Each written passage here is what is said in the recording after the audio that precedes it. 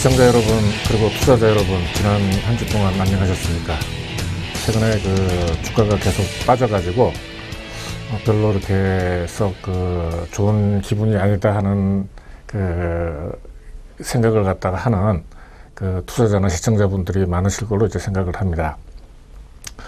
제가 제 카페를 통해서 2주마다 이제 다음 2주에 어떤 주가 전망을 하고 있는데, 지난 9월 말에 10월에 어떤 전반기의 주가 전망을 하면서 아래에서 이제 횡보를 하면서 상승을 갖다 준비할 것이다 하면서 이제 마무리를 갖다 지었습니다만은, 지금 이제 현재의 어떤 주가 흐름 자체는 이제 밑으로 이제 계속해서 많이 빠지기는 이제 어렵고, 어떤 횡보를 하는데, 이제 어떻게 이제 횡보를 이제 하느냐 하면은, 일단 이제 주가가 상승으로 이제 전환을 하기 위해서는 일단 이제 5주선이 이제 상승을 갖다 보여야 됩니다. 이 5주선이 상승을 갖다가 보이기 위해서는 그 전에 이제 정지 작업 혹은 이제 전초 작업이 있는데, 그게 이제 반드시 5일선이 이제 먼저 상승을 하고, 그 다음에 그 5일선이 11선을 갖다가 골든 크로스를 하면서 어떤 사인을 갖다가 이제 확실하게 보내야지만, 또 그런 어떤 것이 이제 형성이 돼야지만 어떤 이제 본격적인 상승을 할 수가 있습니다. 그런데 이제 왜 이제 횡보를 갖다가 이제 하느냐 하면은, 이 급하게 빠지거나 이제 급하게 올랐을 때는 어떤 5일선의 이제 배열 자체가 한쪽으로 이제 많이 가 있기 때문에 그냥 오르지는 않습니다.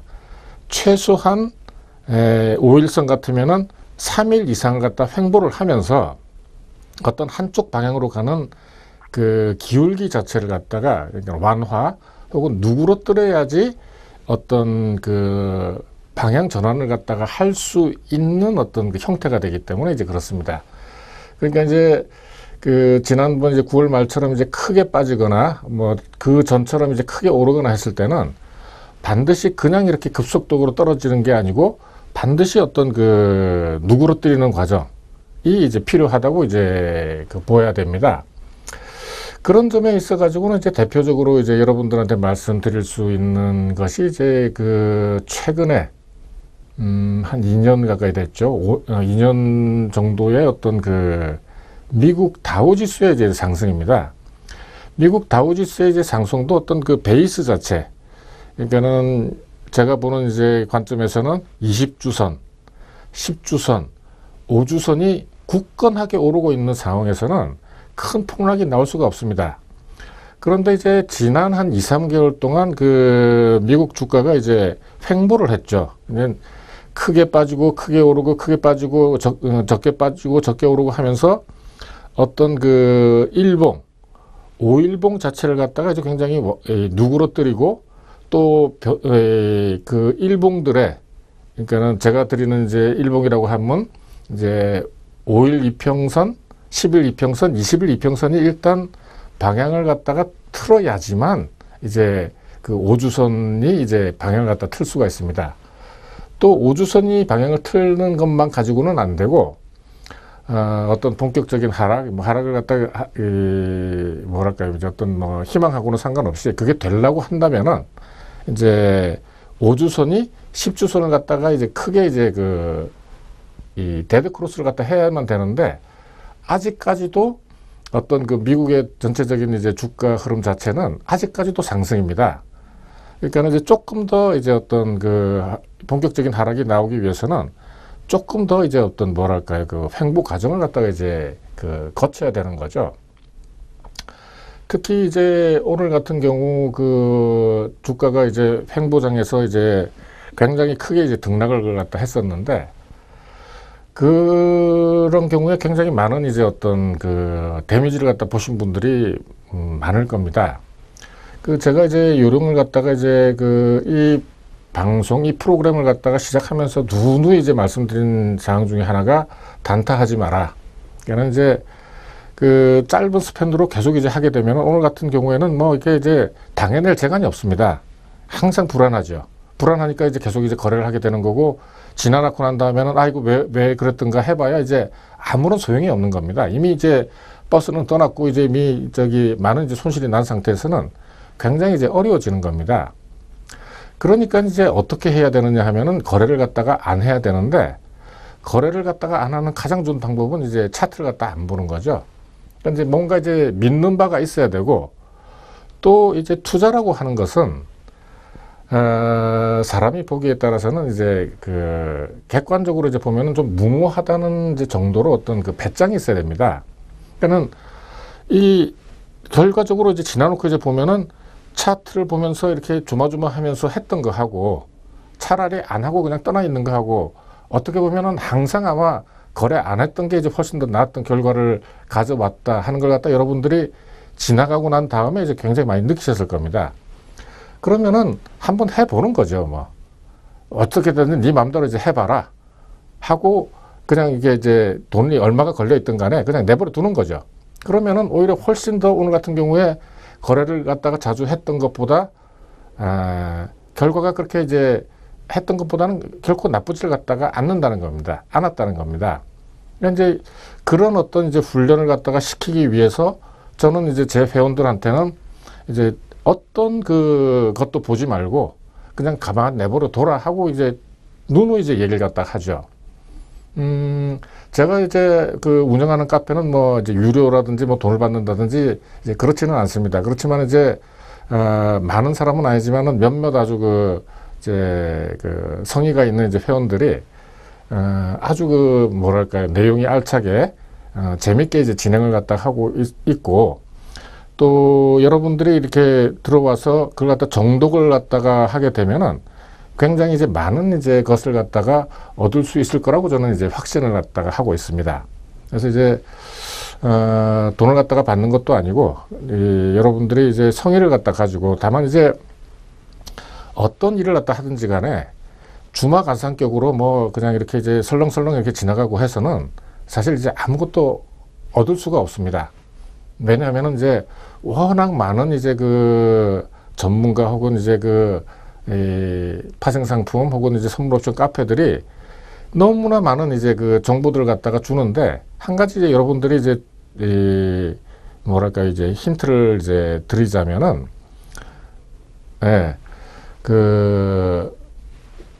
남의 걸 갖다가 베껴서 하는 거는 이제 여러분들한테 이제 큰 도움이 안 된다는 겁니다.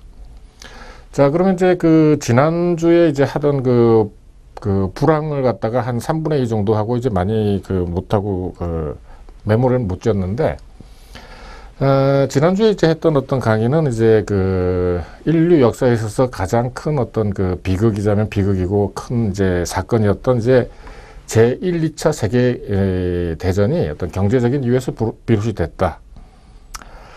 이제 그런데 이제 그 이후에 2차 대전이 끝난 이제 1945년 이후에는 이제 어떤 전체적인 이제 프레임이 달라지면서 어떤 정부, 국가라고 해야 되겠죠. 국가가 경제 개입을 해서 경제를 갖다가 주도하는 것이 어떤 당연한 것처럼 이제 인식이 이제 되어져 왔고, 지금도 이제 그렇게 하고 있습니다. 조금 더 이제 정도 문제지만은 굉장히 이제 많이 했던 어떤 시스템은 이제 공산주의 혹은 사회주의, 뭐 소련을 비롯 소련이나 이제 중공, 뭐 지금 현재 이제 위쪽에 있는 북한 같은 경우죠. 전체를 갖다가 이제 뭐랄까 정부가 이제 개입을 하고 또 이제 분배를 하고 뭐 이런 이제 어떤 걸로 이제 돼 왔습니다. 그런데 이제 그럼 자본주의는 안 그렇느냐? 자본주의도 이제 그렇게 했죠. 자본주의는 이제 말씀드렸으면은 1929년에 어떤 대공황, 역사적인 어떤 경제적인 사건을 헤쳐나가면서 존 메이나드 케인즈가 나와서 어떤 유효 수요 이론, 이제 정부의 경제에 대한 개입을 갖다가 이제 역설을 하고 미국이 이제 그걸 갖다 받아들여서 어떤 경제 대공황을 갖다 치유했다 하는 이제 그런 식으로 이제 교과서에 되어 있죠. 그런데 이제 1980년 이후에 자본주의, 저희들이 이제 우리들이 살고 있는 어떤 체제죠. 해서 이제 케인즈의 어떤 경제 정책, 그래서 이제 정부가 세금을 갖다 걷어서 어떤 그 투자를 갖다 해서 이제 경기를 갖다가 이제 살린다 하는 이제 어떤 기본적인 것들이 이 해결을 갖다가 이제 많이 못하고 있습니다. 그래서 이제 그 경제학계에서는 이제 뭐 케인즈는 죽었다 혹은 뭐 말을 워킹을 안 한다 이제 이런 얘기들 갖다가 이제 많이 하고 있습니다만은 이제 기본적으로 그 이 불황이라고 하는 것은 사실 이제 굉장히 심리적인 문제죠. 심리적인 문제인데 뭐냐면은 그 사람들이 이제 어떤 불안한 감정, 심리가 이제 드는데 그렇게 생각하는 사람들이 이제 굉장히 많아지고 이제 확산이 된다는 이제 그런 이제 뜻이죠. 그러니까는 이제 전체적으로 그 어떤 심리 자체가 움츠러드니까 이제 소비를 갖다 줄이게 되고 소비를 갖다 줄이게 되니까 이제 투자를 줄이게 되고 그 이제 예상이 이제 점점 이제 그 맞아떨어지고 그럼 점점 다운사이징이 되면서 이제 그 불황이 되는 거고 때로는 그 불황이 이제 조금 지나다가 이제 다시 이제 업턴이 돼서 이제 경기 상승으로 되기도 합니다만은 또 이제 그 공황이라고 얘기하는 거는 끝없이 이제 가는 그래서 이제 정말로 이제 그 바닥을 갖다가 알 수 없는 듯이 이제 그 미끄러지는 이제 그런 어떤 그 일이 이제 일어나는 거죠. 이제 그 지난 시간에 이어서 이제 그 역사적인 그리고 이제 어떤 최근에 뭐 최근이라고 그러면은 뭐 조금 여러분들 나이에 따라서는 이제 아닐 수도 있지만은 뭐 저희들은 이제 이런 걸 갖다가 이제 다 겪으면서 이제 살아왔으니까 이제 뭐 최근이라고 이제 말씀을 드리겠습니다. 그 일본 이제 경우 아직까지도 뭐 여러분들이 이제 많이 이제 듣고 있는 뭐 잃어버린 20년이니 일본의 뭐 장기 불황이니 이런 얘기들을 갖다가 이제 많이 이제 하고 있습니다만은 이 불황이라는 게 이제 어떻게 왔느냐 이제 하는 걸 갖다가 우리가 이제 역사적으로 한번 이제 그 검토를 해보고 그 역사 혹은 이제 그 잘못된 어떤 경제 정책 이런 데서 이제 그 주는 시사점이 뭔가 또 그리고 이제 그런 어떤 그 전철을 갖다가 반복하지 않기 위해서는 우리가 이제 어떻게 해야 되는가 하는 이제 그런 것 때문에 이제 이런 걸 갖다가 이제 보고 또 공부를 갖다가 하게 되는 거죠. 일본의 경우에는 이제 그 1980년대, 70년대를 통해서 이제 고도 성장을 갖다 하게 되죠. 이 어떤 단초가 되는 계기가 되는 것은 어떤 한국 전쟁, 1950년에 이제 한국 전쟁이었다고 이제 얘기가 되고 있죠. 물론 이제 그 이전에 어떤 그 일본이 가지고 있던 어떤 굉장한 기술력 그리고 상품력 뭐 여러 가지 이제 그게 있었죠.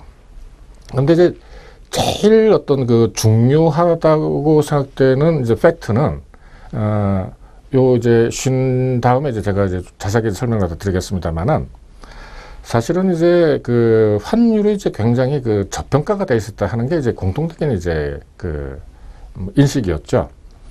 그래서 이제 일본이 그때 1985년 이때 뭐 세계를 갖다 지배하느니 해가지고 그냥 그 뭐 소니니 이제 파나소닉이 해서 전 세계에다가 이 일본의 이제 전자제품을 갖다가 팔면서 이 어떤 그 경제성장이 쭉 이제 이어져 왔었죠.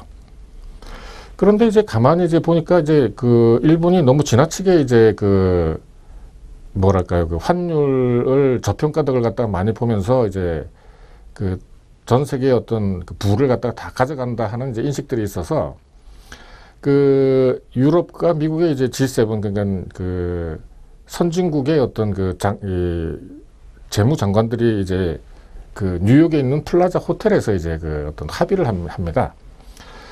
그때까지 이제 그 일본 엔화가 달러당 240원이었습니다.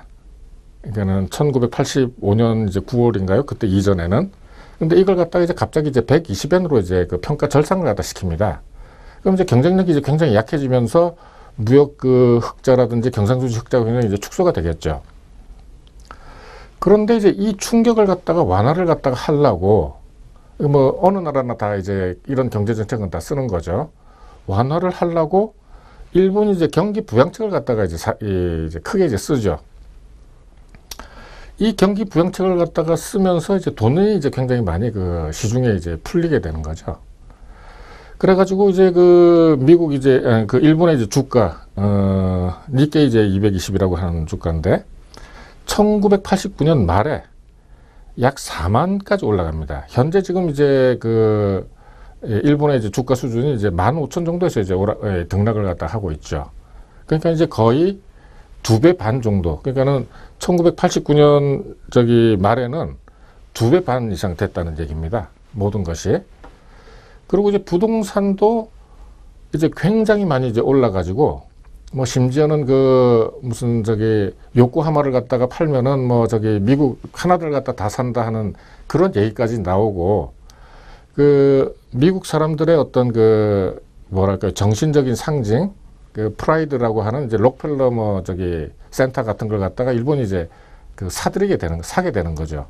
물론 뭐 사는 것은 꼭 뭐 필요가 있어서 산다기보다는 어쨌든 이제 일본 내에 가지고 있는 달러를 갖다가 어떻게든 이제 바깥으로 내보내야 된다 하는 이제 그런 점도 있었습니다만은, 어쨌든 이제 이런 일들이 이제 굉장히 많이 일어나게 됩니다. 그래서 이제 이렇게 일본 정부라든지 아니면은 이제 그 세계 사람들이 다 일본을 갖다 주시하고 있으니까, 아, 이거 이제 얘네들 이제 이렇게 놔둬서는 안 되겠구나 해서 이제 어떤 이 경제적인 이제 조치를 갖다 취하게 되는 거죠. 그 중에 이제 가장 그 뭐랄까 이제 힘이 셌던 것 중에 하나는 이제 그 소위 우리가 그 IMF 시절에 이제 많이 들었던 이제 BIS 비율입니다. 그러니까 이제 은행에서 이제 그 뭡니까 저기 나가기 위해서 이제 일정 그 비율을 갖다 유지해야 된다. 너희들이 이 비율 BIS 비율을 갖다 유지하지 않으면은 미국은행하고 거래를 갖다가 하지 않겠다 하는 이제 어떤 그런 어떤 그 정책을 갖다가 내걸죠. 거기에다가 이제 일본 국내에서는 이제 금리 인상 같은 걸 갖다 당연히 하겠죠. 왜냐하면 이제 과열이 되니까, 인플레로 이제 과열이 되니까 이제 이런 이제 그걸 해서 일단 이제 경기 과열은 막습니다. 경기 과열은 막는데, 이제 그때 이제 그 인구 해자되던 많이 하던 말 중에 하나가 이제 버블 붕괴라는 이제 그런 이제 얘기를 갖다 우리가 이제 많이 했습니다만은, 어떤 이제 그 풍선처럼 아니면 비누 거품처럼 막 이제 솟아올랐던 것들이 한꺼번에 이제 쭉 이제 그 붕괴가 되는 거죠. 그러니까 이제 터지게 되는 거죠. 그래서 이제 그때 한번 이제 떨어진 이제 심리, 이제 경기 심리, 어떤 그 다운이 사실은 여태까지도, 그리고 앞으로도 몇 년이 될지 몇십 년이 될지 모르는 정도로 지금 일본의 경기가 이제 살아나질 못하고 있습니다. 이거는 이제 그 제가 지난 시간에 이제 말씀을 드렸습니다만은, 전체적인 어떤 그 뭐랄까 불황으로 가는 것 중에 한 가지의 예에 불과하고 어떤 사인에 이제 불과합니다. 그러면 이제 그 미국은 어떠냐? 미국도 마찬가지죠. 미국도 이제 그 경기가 이제 오르락 내리락 하면서 뭐 금리를 올렸다 내렸다 이제 하는 가운데, 우리가 이제 그 아직도 그 많이 이제 얘기하고 있는 그 서프라임 모기지 론이라는 것을 갖다가 2008년도에 이제 그 맞게 됩니다. 그 어떤 사태죠. 리먼 브라더스라든지 뭐 이렇게 여러 가지 투자 회사들이 다 망하고 해서 뭐 집 날라가고 뭐 여러 가지 이제 그 어떤 이야기들을 갖다가 우리가 이제 많이 했었습니다. 근데 이제 이것도 이제 기본적으로는 어떤 거냐 하면은 그 서프라임 모기지 론이라고 하는 것이 그 은행에서, 그러니까는 프레디 맥인가요? 그 은행에서 그 소비자들, 수요자들, 시민들한테 주택담보 대출을 갖다 해준 겁니다. 그 주택담보 그 대출이란 것은 기본적으로 어느 나라, 어느 사회든지 나가면은 그 이자하고 원금이 이제 제대로 돼야지 정상적으로 이제 이 어떤 사업이 이제 진행이 되는 거죠. 그런데 이제 그 어떤 경기 정책을 갖다가 이렇게 쓰면서 미국의 이제 어떤 그 경기가 이제 확 나빠졌던 거죠. 나빠졌는데 이 어떤 그 주택 담보로 해서, 그러니까 주택을 담보로 해서 했던 대출에 대한 원리금이 이제 상환을 갖다가 이제 다들 이제 못하게 된 거죠. 그러니까 이제 이게 이제 그 큰 이제 문제가 돼가지고, 그러니까는 아무리 이 어떤 엉성하고 조금 위험한 어떤 그 파생 상품을 갖다가 만들어냈다고 하더라도 기본적으로 이 어떤 그 베이스가 되는 대출에 대한 회수나 상환이 정상적으로 이루어졌다 하면은 이런 식으로 이제 그 크게 이제 깨지지는 않죠. 어쨌든 이 주택담보대출을 많은 이제 미국의 은행들, 보험회사 이 사람들 가지고 있다가 한꺼번에 이제 다 이게 그 부도가 나버린 겁니다. 그러니까 이제 이게 크게 이제 일파만파로 돼가지고 이제 2008년도에 뭐 어쨌든 그 전 세계적으로 우리나라도 이제 그 큰 이제 영향을 갖다 많이 받았죠. 물론 제가 이제 지난 이제 봄에 이제 강의를 할 때 이제 그 말씀을 갖다 드리기를 어떻게 드렸었느냐 하면은 어떤 실물적으로 보면은 어떤 서프라임 모기지 론이지만은 주가상으로 봤을 때는 그 하락 C파, 그러니까는 상승 5파, 이제 하락 3파 중에서 하락 3파가 크게 이제 내려왔던 것이었다라고 이제 제가 말씀드린 적이 있습니다. 뭐 이제 요거는 제가 다음 시간에 제가 조금 더 이제 자세하게 이제 설명을 갖다 드리겠습니다만은 지금 현재 이제 제가 그 초도에도 잠깐 말씀드렸으면은 미국이 이제 계속해서 그 주가가 이제 그동안에 올랐는데 최근에 들어와서 이제 어떤 그 등락을 보이면서 그 이평선들이 이제 조금 그 모이고 있죠. 이것이 이제 그 과연 이제 바로 그 급전직하로 이제 해서 어떤 그 2008년처럼 이제 갈 것이냐. 뭐 제가 보기에는 한두 번 정도 더 이제 업다운을 갖다 한 다음에 갈 것으로 이제 봅니다만은 어쨌든 이제 그 굉장히 많이 이제 올라왔죠. 그리고 이제 그 떨어질 때도 됐다 하는 게 이제 그 이 공통적인 이제 어떤 의견입니다. 그래서 이제 그 이 서프라임 모기지 사태를 갖다 겪고 난 다음에 이제 미국이 어떤 이제 정책을 갖다 썼느냐 하면은 미국이 이제 그 이 금리를 갖다가 제로 금리까지 이제 간 적은 이제 그렇게 많이 없었습니다만은 제로 금리를 갖다 시행을 했습니다. 제로 금리를 갖다가 시행을 하고도 이 어떤 경기가 이제 살아나지 않자 이 양적 완화, 퀀터티티브 이징이라고 하는 이제 영어로 이제 표현하면 그런데 쉽게 얘기해서 그 시중에 나와 있는 뭐 그 각종 그 채권들을 갖다가 정부에서 다 사는 겁니다. 사면서 그 반대급부로 해서 이제 돈을 갖다가 이제 내보내는 거죠. 근데 이제 왜 이렇게 했느냐? 미국은 여태까지 이제 이런 식의 어떤 정책을 갖다가 이제 많이 안 썼는데 전에는 항상 이제 물가 안정하고 이제 경기 활성화라는 것 같아서 저울질을 갖다 하면서 한쪽이 올라가면은 경기가 이제 너무 지나치게 올라가면은 이제 물가가 올라가니까 이제 그 경기 이제 억제책을 갖다 쓰고 이랬는데 그런 거 가지고 안 되더란 얘기입니다. 그리고 이제 또 한 가지는 뭐냐 하면은 이제 일본, 아까 조금 전에 이제 말씀드린 이제 일본이 이제 어떻게 해왔는가를 갖다가 이제 그 쭉 다 보고 있었던 거죠. 일본은 이제 어떻게 했느냐 하면은 이제 조그만 정책 가지고 그러니까 이제 조그맣다 그러면 좀 어폐가 있지만은 그러니까는 평소대로 하던 대로 해가지고 그냥 풀고 조금 풀고 뭐 이제 거둬들이고 하는 이제 이런 정책을 갖다가 이제 쓰니까 안 되더라는 거죠. 그러니까 이제 조금 속된 표현이기는 합니다만 이제 왕창 풀어버린 거죠. 이제 그렇게 해서 이제 한 지가 벌써 지금 한 2, 3년 이제 3, 4년 이제 되는 겁니다. 그런데 이제 다행스러운지 이제 불행스러운지 뭐 다행이죠. 최근에 이제 그 미국의 어떤 주가가 오르고 한 거는 단순하게 어떤 무슨 뭐 주가 어떤 그 이론상으로나 이것만으로 설명할 수 없는 그 하나의 큰 팩터가 하나가 있습니다.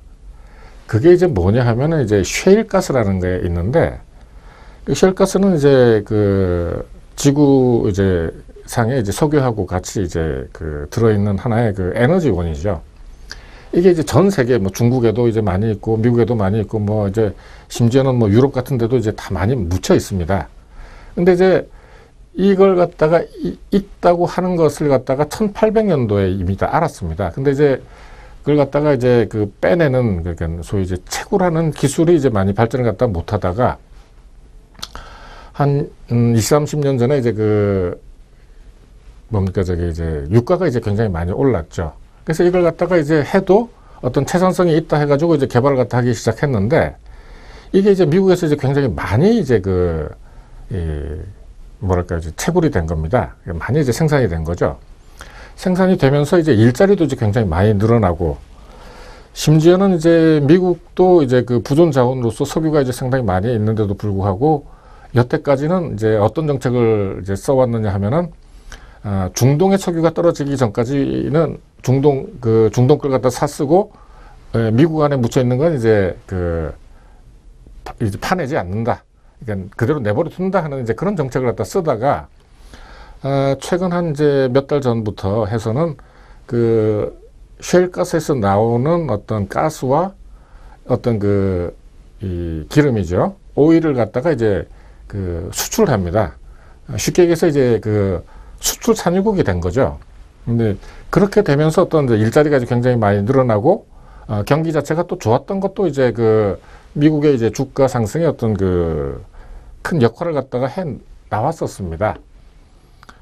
네, 조금, 네, 쉬었다가, 네, 다음 환율 강의를 갖다 하도록 하겠습니다. 네, 잠시 쉬겠습니다.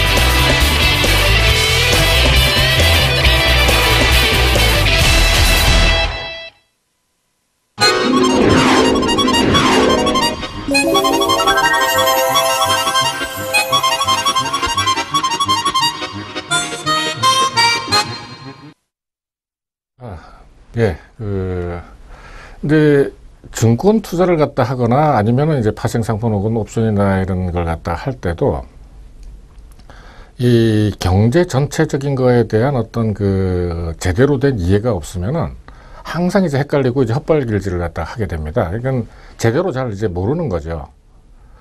많은 이제 경제학자들이나 아니면은 이제 경제 전문가들이 이렇게 이야기를 갖다가 이제 모여가지고 할 때도 이제 그렇습니다만은, 우리 전반적으로 어떤 경제 문제에 대해서 이렇게 잘 모른다는 거죠. 근데 이유가 여러 가지가 있겠습니다만은,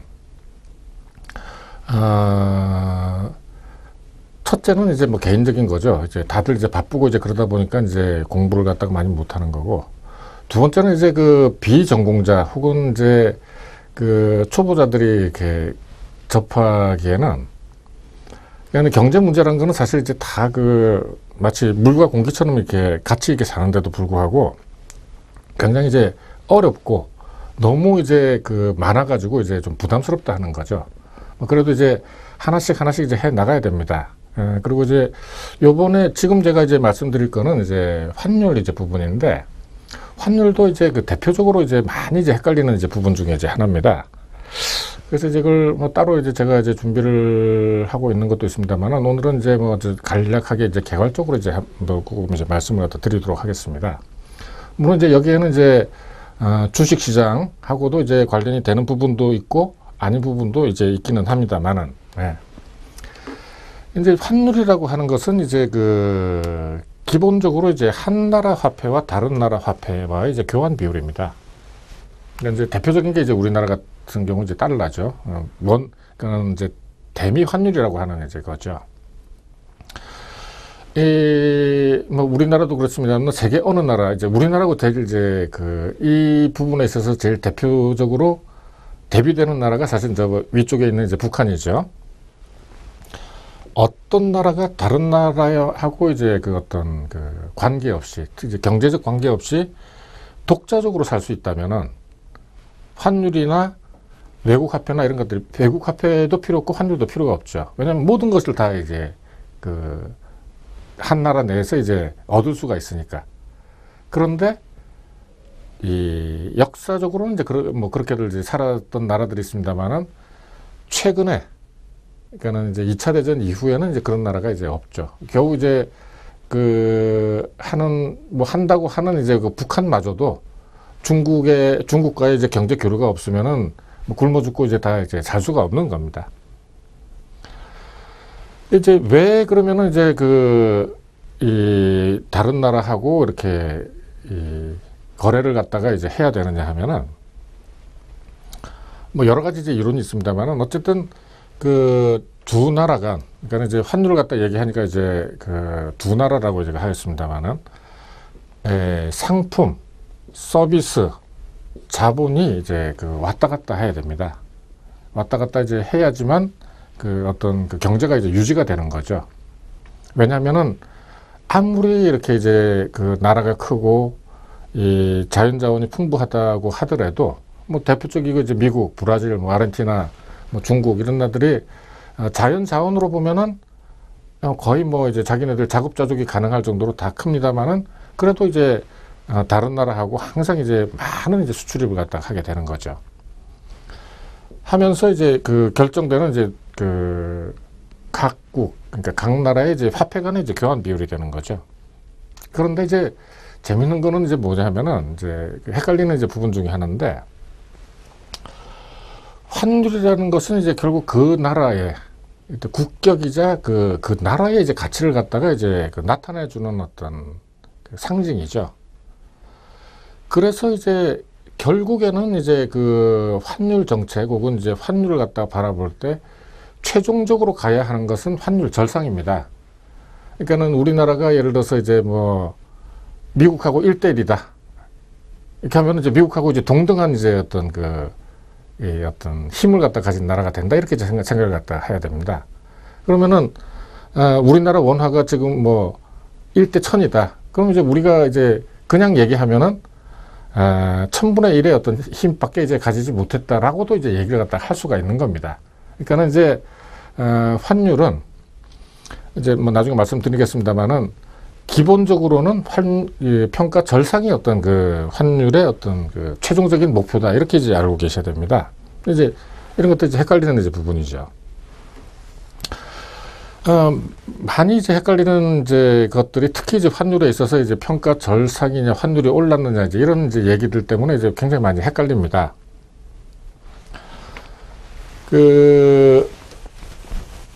우리가 이제 흔히 얘기한 환율이 올랐다. 환율이 인상됐다고 할 때는 달러의 가격이 이제 인상됐다. 그러니까 이제 1달러가 이제 1000원 하다가 1050원 혹은 1100원이 됐다고 할 때 이제 환율이 이제 올랐다. 환율이 인상됐다고 얘기하죠. 이거는 이제 다른 얘기로 하면 이제 달러화가 이제 평가 절상이 된 겁니다. 그러니까는 이제 제가 그 분수로 써놨습니다만은 이제 이런 거는 이제 나오면 또 이제 뭐 골치 아프다 뭐 이렇게 할 수도 있습니다만은 이렇게 해야지 이제 이해가 빠르죠. 그러니까 1달러분의 1000이 1달러분의 1050이 되는 겁니다. 그러니까 이제 1000이 1050이 되니까 달러는 평가 이제 절상이 된 거죠. 이거 환율이 인상됐다는 얘기입니다. 환율이 인상됐다고 하는 것은 또한 이제 원화, 그러니까 우리가 이제 그 일상 쓰는 원화가 이제 평가 절하가 됐다는 얘기죠. 그러니까 이제 달러를 이걸 갖다 거꾸로 표시를 하게 되면은 1000분의 1에서 1050분의 1. 그러니까 항상 이제 수학이 이제 중학교 수학만 되더라도 이제 다 아는 거죠. 분모가 커지면은 그 값 자체, 그 분수의 값 자체는 이제 작아지는 거죠. 그러니까 이것이 원화니까 원화 가치가 이제 작아지는 거죠. 예를 들어서 만 혹은 뭐 10만 됐다고 생각하면 얼마나 작아지는지 알 수 있을 거 아닙니까? 이제 환율에서 이제 반대 경우, 환율이 인하됐다, 환율 인상에 대해서 환율이 인하됐다, 달러화가 평가절하됐다. 여기서는 이제 그 환율이 인상됐다는 얘기가 달러화가 평가 절상이 됐다는 얘기인데 달러화가 평가 절하가 됐다. 그러니까 1000원에서 예를 들어서 900원이 됐다. 그 얘기는 결국 이제 우리나라 화폐 원화의 이제 평가 절상이 됐다. 이제 이렇게 이제 표현을 갖다가 하는 거죠. 그렇게 됐을 때 이제 영양 부분은 제가 이제 조금 이제 준비를 갖다 해놓은 게 있습니다만은 어쨌든 아무런 어떤 이런 어떤 기본적인 개념이 없이 이제 마구 쓰게 되면은 말을 하는 사람이나 듣는 사람이나 이게 뭐가 뭔지 헷갈려가지고 얘가 지금 이 사람이 상대편이 무슨 얘기를 갖다 하고 있는지를 갖다 모르는 경우도 이제 상당히 많이 있습니다. 특히 이제 그 경제 쪽으로 이렇게 여러 가지 이제 일들을 갖다 하게 되면 이제 환율하고 이제 맞닥뜨려서 그 여러 가지 이제 이야기나 혹은 뭐 그 자료를 갖다 만든다거나 하는 경우도 많이 있는데 상당히 이제 그 헷갈리는데 이거 분명하게 이제 해서 그 어떤 원화의 평가 절상이냐 뭐 환율이 올랐느냐 하는 것 갖다가 분명하게 표시해 주지 않으면은 쓰는 사람이나 읽는 사람이나 이제 다 헷갈리는 거죠. 그래서 이제 조금 길더라도 확실하게 이제 그 해야 됩니다. 또 하나 이제 환율에서 이제 그 헷갈리는 부분 중에 하나가 이제 그 기축통화라는 이제 얘기를 갖다가 우리가 이제 많이 합니다. 기축통화, 키커런시라고 하는 거죠. 이 전 세계적으로 2차 대전 이후에 이제 기축통화는 이제 미국 달러, US 달러입니다. 왜 이제 US 달러라고 쓰느냐면은 달러를 이제 자기 나라 그 화폐로 쓰는 나라가 이제 굉장히 많죠. 카나디언 달러, 대표적으로 뉴질랜드 달러, 오스트레일리아, 호주 달러 뭐 이렇게 이제 많이 있습니다. 그래서 이제 구분을 갖다가 이제 분명하게 이제 해주는 거죠. 그래서 US 달러라고 적는 겁니다. 그러니까 기축통화라고 하는 것은 이제 무엇이냐 하면은 미국, US 달러를 갖다가 제외한 모든 나라의 통화는 일단 달러하고 이제 교환한다고 이제 보는 겁니다. 그러니까는 다른 나라하고는 이제 나중에 말씀드리겠습니다만은 일단 미국을 제외한 모든 나라는 일단 대미 환율을 갖다 일단 결정을 합니다. 대미 환율.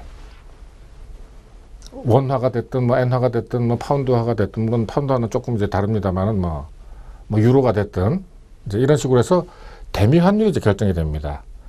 그럼 기축통화하고 이제 그 대비되는 게 이제 재정 환율이라고 있는데 예를 들면 이제 우리나라 같은 경우에는 그 우리나라가 꼭 그 미국하고만 이제 어떤 수출입을 갖다가 하는 게 아니지 않습니까? 무슨 뭐 서비스라든지 관광이라든지 이런 것도 이제 그 미국 외에 다른 나라하고도 이제 많은 그 거래를 갖다가 갖게 되는데 이제 통화 문제, 그러니까는 이제 환율 문제에 들어가게 되면은 아까 이제 기축 통화를 갖다 말씀드렸습니다만은 양국 통화, 그러니까는 이제 일본을 갖다 예를 들면은 우리나라 통화하고 그 엔화의 그 대미 환율하고를 갖다가 이제 바로 이제 그 뭡니까 지금 나눠버리는 거죠. 쉽게 얘기해서 n분의 원은 달러분의 n분의 달러분의 원이다 하는 거죠. 그게 쉽게 얘기해서 이제 n의 대미 환율분의 원의 대미 환율을 갖다 그냥 이제 나눠버리는 게 이제 재정 환율입니다. 그러니까 이제 그 왜 저기 그 일본하고는 왜 저기 무슨 그 시장이 열리질 않지 하는 이제 그런 얘기를 갖다가 이제 생각을 갖다 하거나 하게 된다면 이제 제가 지금 드린 말씀을 갖다가 이제 그 염두에 두시면 됩니다. 키 커런시를 갖다 가지고 다 이제 환율을 갖다 만든 다음에 그냥 나눠버리면은 자동적으로 결정이 되는 거죠. 그래서 이제 그 다른 이제 그거는 이제 달러하고의 관계에 있어서는 시장이 다 형성이 됩니다. 시장이 다 형성이 돼서 심지어는 뭐 지역별로도 뭐 저기 일본 시장도 있고 뭐 유럽 시장도 있고 그 뉴욕 시장도 있고 다 틀립니다만은 그 외에 이제 통화는 사실은 이제 그게 필요가 없습니다. 왜냐? 원 환율은 시장이 필요가 없지 않습니까? 그냥 나눠버리면 돼. 나눠서 이제 하게 되면 되니까. 이런 것들을 갖다가 기본적으로 이제 아셔야지만 어떤 경제 현상이라든지 경제 기사를 갖다가 이해를 하실 수가 있는 겁니다.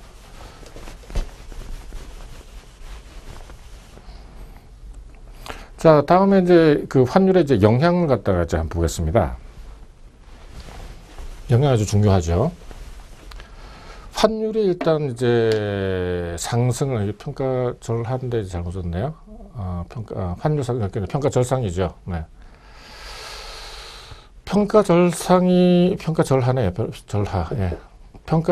절하가 되면은 이제 수입 가격이 일단 그 인상이 되죠. 왜냐하면은 이제 달러당 1,000원에서 이제 1,100원이 됐다. 뭐 10% 올랐다고 합시다. 그러면은 이제 그 들어오는 모든 이제 그 수입 물품이 우리나라 같은 경우는 이제 특히 그 원자재, 이 원유, 석유를 비롯한 이제 원자재가 이제 모든 이 만드는 어떤 제품의 기본이 돼서 우리나라 같은 경우는 이제 수출을 하거나 내수를 하기 위해서 사용하는 거의 모든 원자재가 다 수입을 하기 때문에 거기에 들어가는 어떤 이 가격이 예를 들어서 1,000원에서 1,100원 올랐다 그러면 올라가는 거죠. 그러니까 이제 전체적으로 이제 그 물가가 이제 올라가는 거죠. 시장에서는, 그러니까 이제 국제시장에서 그 원유라든지 아니면은 원자재 혹은 곡물 같은 것들이 다 이제 시장에서 이제 결정이 돼서 달러로 이제 결정이 되지만, 또 하나의 어떤 그 변수, 환율 때문에 이제 그 가격이 올랐다 내렸다 이제 이렇게 하게 되는 거죠.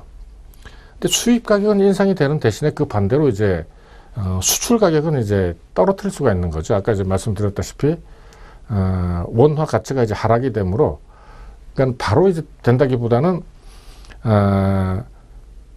어차피 국제 경제, 이제 국제 시장, 세계 시장에서는 이제 가장 큰 어떤 경쟁력이라는 게 그 가격이기 때문에, 가격을 갖다가 떨어뜨려도, 인하를 갖다가 해도 버틸 수 있는, 경쟁을 갖다가 할 수 있을 정도의 어떤 그 인하 폭이 이제 생긴다는 겁니다.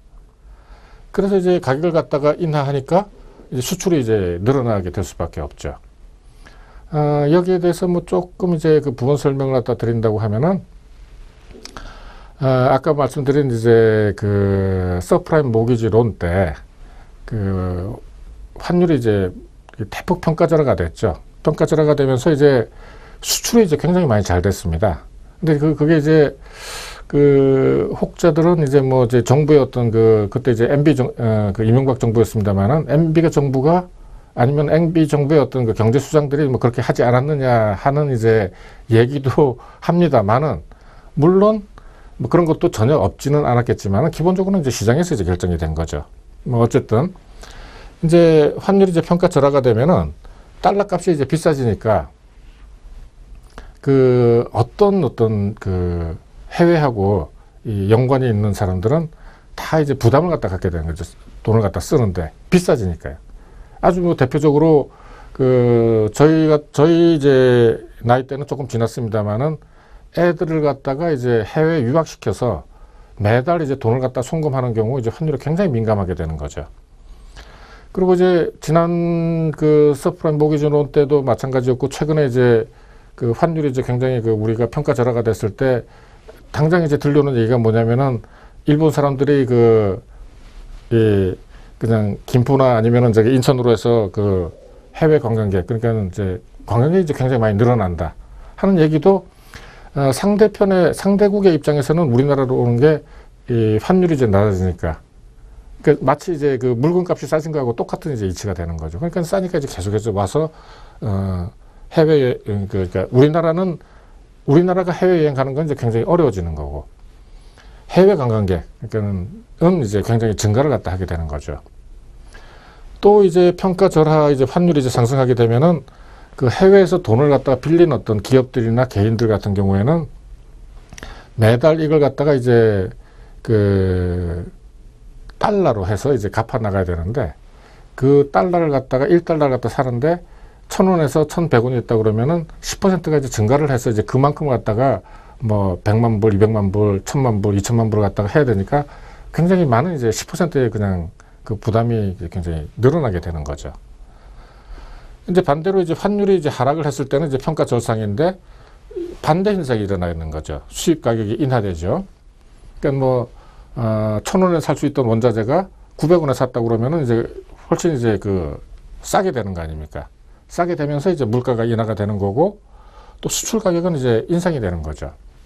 이제 수출 가격이 인상이 되면서 이제 수출은 또 감소하게 되는 거고, 요쪽하고 그 왼쪽하고 이제 반대 현상이 일어나게 되는 거죠. 뭐 이거는 이제 금방 환율이 조금만 이제 내려가도 어떤 그 신문 뉴스라든지 아니면 이제 텔레비에서 나오는 이제 경제 뉴스 같은 데도 보면은 이제 해외 여행이 이제 증가를 하고 있다.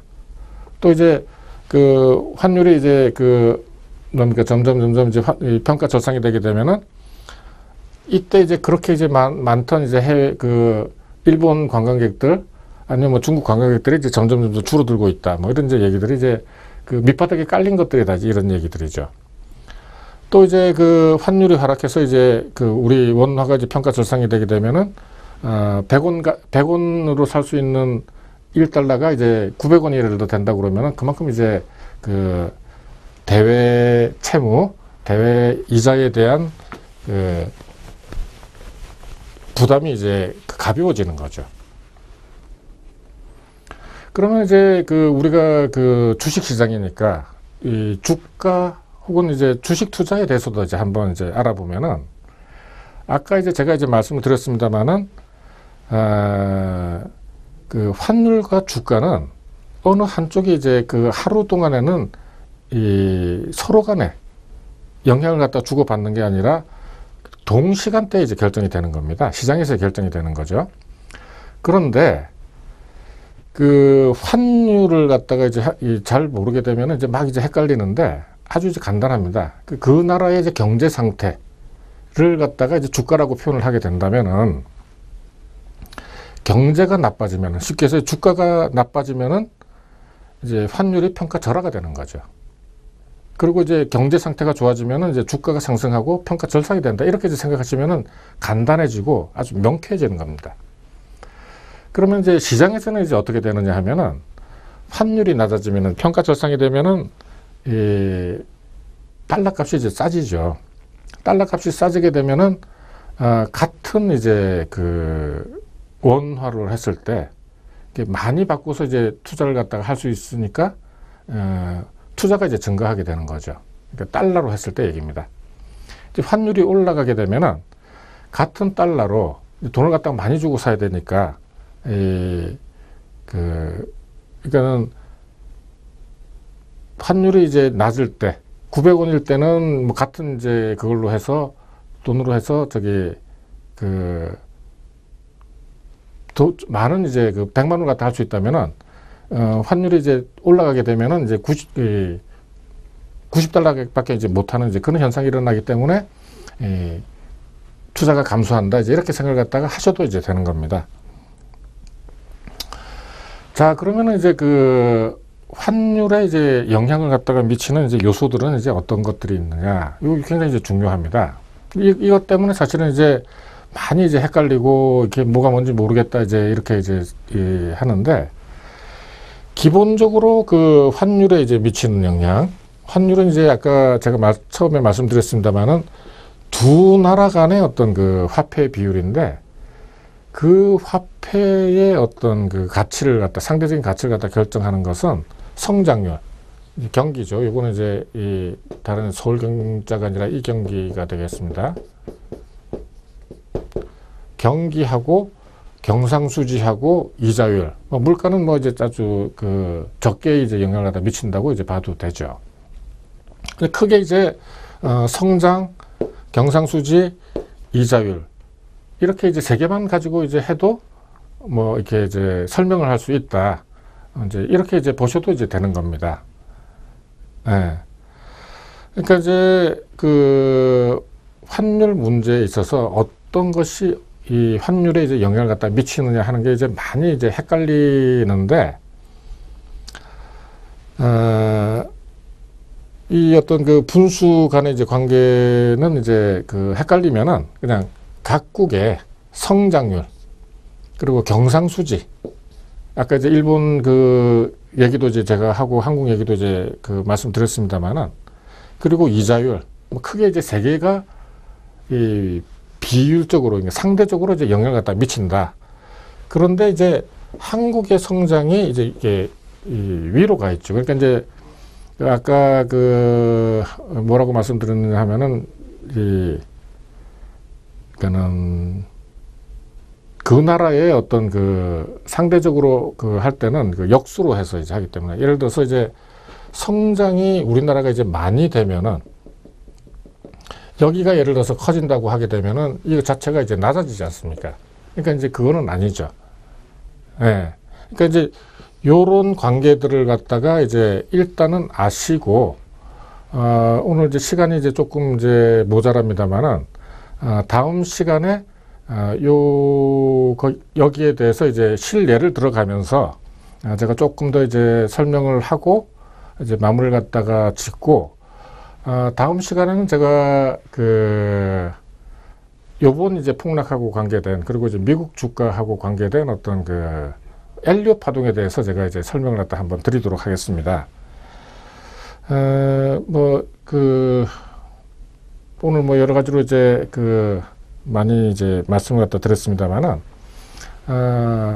불황 문제 하고 이제 이 환율 문제, 요거는 투자할 때도 여러분들의 기본적인 상식적으로나 아니면은 이제 투자에, 그러니까 주가에 이제 영향을 갖다가 어떻게 미치느냐 하는 걸 갖다가 알고 있어야지만 제대로 된 대응을 갖다 할 수 있기 때문에 이제 말씀을 갖다 드렸던 겁니다. 예, 뭐 조금 있다가 이제 다시 이제 마무리 갖다가 하도록 하겠습니다. 예. 자, 그러면은 뭐 최근 이제 잠시 후에 뵙도록 하겠습니다.